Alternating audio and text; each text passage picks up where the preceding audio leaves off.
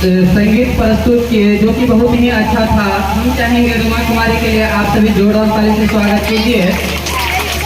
कहा गया है फूल हो तो गुलाब जैसा, फूल हो तो गुलाब जैसा, अगर कल हो तो आज जैसा, फूल हो तो गुलाब जैसा, अगर कल हो तो आज जैसा, और संगीत हो तो रुमा के जैसा, अगर संगीत हो तो रुमा के जैसा। Thank you. हम सभी आज शिक्षक दिवस के शुभ अवसर से सभी एकत्रित हुए हैं और डॉक्टर सर्वपल्ली राधाकृष्णन के बारे में जानेंगे ही।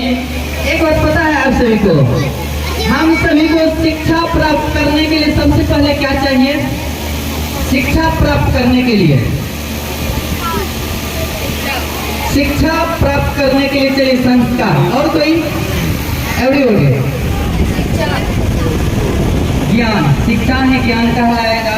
ज्ञान है, ज्ञान प्राप्त करने के लिए हमको क्या चाहिए या शिक्षा प्राप्त करने के लिए क्या चाहिए? शिक्षक। क्या एक शिक्षक आ जाए तो क्या आप सभी ज्ञान प्राप्त कर लीजिएगा? ना। अगर ऐसा बात रहता तो दुनिया में शिक्षक का कमी नहीं है और स्टूडेंट का भी कमी नहीं है, हर आदमी शिक्षित होता है। क्या अभी दुनिया में सभी आदमी शिक्षित है? आप सभी बताइए, शिक्षक है कि नहीं? दुनिया में शिक्षक तो है, बहुत ज्यादा। शिक्षा ग्रहण करने वाले भी हैं, लेकिन तब पर भी दुनिया शिक्षित नहीं है। सबसे पहले शिक्षा ग्रहण करने के लिए हमको चाहिए अनुशासन। क्या चाहिए? अनुशासन। अगर आप अनुशासित रहिएगा तभी शिक्षा ग्रहण कर पाइएगा।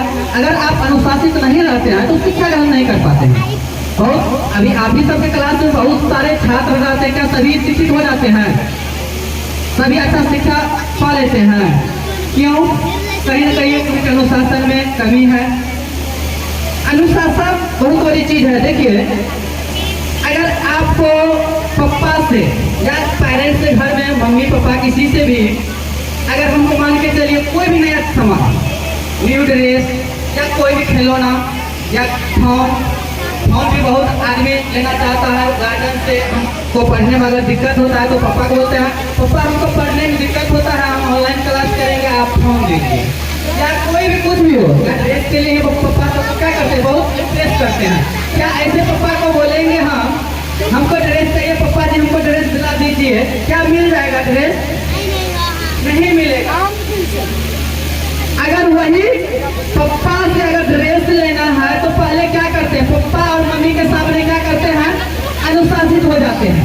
यदि अनुशासित में रहते हैं, अनुशासित का मतलब अच्छा से रहेंगे, पापा जो भी बोलेंगे उसका काम करेंगे, और जो भी पढ़ाई लिखाई का होगा ज्यादा पढ़ेंगे लिखेंगे, पापा देखेंगे और मम्मी देखेंगे तो क्या बोलेंगे? मेरा बेटा बेटी अच्छा से पढ़ रहे हैं, वो जो बोलेंगे जरूर करेंगे। तो क्या करना चाहिए? पेरेंट्स से कुछ चाहिए तो अनुशासन वहाँ ग्रहण करते हैं। यदि वही काम देकर के पिताजी खुश हो जाते हैं, फिर क्या करते हैं? न्यू ड्रेस के लिए आपको पैसा देते हैं और बोलते हैं जाइए आप न्यू ड्रेस खरीद लीजिए। तो पापा को नुकसान हुआ। क्या नुकसान हुआ? क्योंकि हम उनके सामने यदि अनुशासित में रहे तो हमको पापा, अगर पापा से 2000 का ड्रेस लिए तो पापा का कितना रुपया का नुकसान हो गया? 2000 रुपया का नुकसान हो गया पापा का। अगर वही ज्यादा अनुशासन में रहेंगे, ज्यादा पढ़ेंगे, ज्यादा पापा मम्मी का बात करेंगे तो 5000 का ड्रेस बोलेंगे तो 5000 का भी ड्रेस मिल सकता है। तो पापा को क्या हुआ? 5000 का घाटा हो जाएगा। विद्यार्थी को तो फायदा होगा। विद्यार्थी को फायदा क्यों हुआ? क्योंकि विद्यार्थी पापा के सामने अनुशासित में रहा।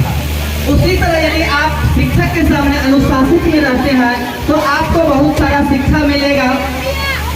यदि ऐसे भी आप नोटिस किए होंगे, यदि आप सभी शांतिपूर्वक सुनेंगे, हल्ला कीजिएगा तो कुछ नहीं सुन पाइएगा, क्योंकि सुनने के लिए कान का जरूरी होना आवश्यक नहीं है। यदि आप अच्छा से सुनना चाहते हैं तो शांति बनाए रखना होगा। अगर आपके पास कान है और शांति नहीं बनाए रखे हैं तो आपको कान रहने के बावजूद भी आप नहीं सुन पाइएगा। तो इसीलिए सुनने के लिए कान का होना जरूरी नहीं है, शांत रहना भी जरूरी है। आप नोटिस किए होंगे कहीं भी कॉन्वेंट का बच्चा को देखे होंगे, सभी जो कॉन्वेंट में पढ़ते हैं, अच्छे इंस्टीट्यूट में पढ़ते हैं, सभी देखे होंगे। वो क्या करते हैं? अगर उनके पास आप जाइएगा, यदि आप उनके भाई के समान होंगे या बहन के समान होंगे, वो बच्चा बोलेगा आपको भैया। अगर दीदी के समान होंगे बोलेंगे दीदी। अगर अंकल के समान होंगे तो आपको अंकल बोलेंगे। कॉन्वेंट के बच्चे, यदि वही आप गांव के बच्चे के पास जाइए, गांव के बच्चा के पास जाइएगा, अगर कुछ भी कहना होगा तो गांव के बच्चा के पास क्या आपको दीदी बोलेंगे, भैया बोलेंगे, ज्यादा बोलेंगे क्या? हाँ, क्या बात है बोलिए, वो भी अकर के बोलेंगे। क्यों? क्योंकि उनके पास शिक्षा की कमी है। गांव वाले बच्चे के पास क्या होता है? शिक्षा की कमी होता है, उतना माहौल नहीं मिल पाता है जो अच्छा से बोल पाएंगे किसी के सामने। वही कॉन्वेंट वाले बच्चे के पास जाइए, कितना अच्छा से आप अगर दीदी समान है दीदी को बोलेंगे, अगर भैया समान है भैया बोलेंगे। यदि आपको टॉफी देना है दोनों बच्चा को, अगर दोनों बच्चा, एक गांव का बच्चा एक शहर का बच्चा में, दोनों बच्चा को अगर टॉफी देना है तो आप किसको टॉफी दीजिएगा? कॉन्वेंट वाला बच्चा को दीजिएगा, क्योंकि वो आपको दीदी बोले भैया बोले, अनुशासित में है वो बच्चा। आप बात भी करना किससे चाहेंगे?